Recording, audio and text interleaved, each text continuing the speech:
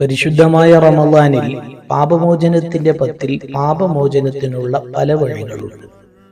അതിൽ ഒരു വഴിയായി മഹത്തുക്കൾ പഠിപ്പിച്ചതാണ് ദാനധർമ്മം ചെയ്യുക. ഹബീബായ മുഹമ്മദ് റസൂലുള്ളാഹി സ്വല്ലല്ലാഹു അലൈഹി വസല്ലമ തങ്ങൾ പഠിപ്പിക്കുന്നതായി കാണാം. ഒരിക്കൽ ഒരാൾ നബി സല്ലല്ലാഹു അലൈഹി വസല്ലമയോട് പറഞ്ഞു, എന്റെ മാതാവ് പെട്ടെന്ന് മരിച്ചു. എന്തെങ്കിലും വസിയത്ത് ചെയ്യാൻ അവർക്ക് അവസരം ലഭിച്ചില്ല. വല്ലതും സംസാരിച്ചിരുന്നുവെങ്കിൽ എന്തെങ്കിലും അവർ ദാനം ചെയ്യുമായിരുന്നുവെന്ന് ഞാൻ മനസ്സിലാക്കുന്നു. ഇനി ഞാൻ അവർക്ക് വേണ്ടി വല്ലതും ദാനം ചെയ്താൽ അവർക്ക് പ്രതിഫലം ലഭിക്കുമോ?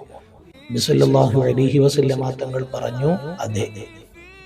പരിശുദ്ധമായ റമളാനിൽ നമ്മിൽ നിന്ന് മരണപ്പെട്ടു പോയ ആളുകൾക്ക് വേണ്ടി നാം ചെയ്യുന്ന സ്വതക്ക അവർക്ക് ലഭിക്കും. അതിനോടൊപ്പം നമ്മുടെ പാപങ്ങൾ പൊറുക്കാനും അത് കാരണമായി തീരും.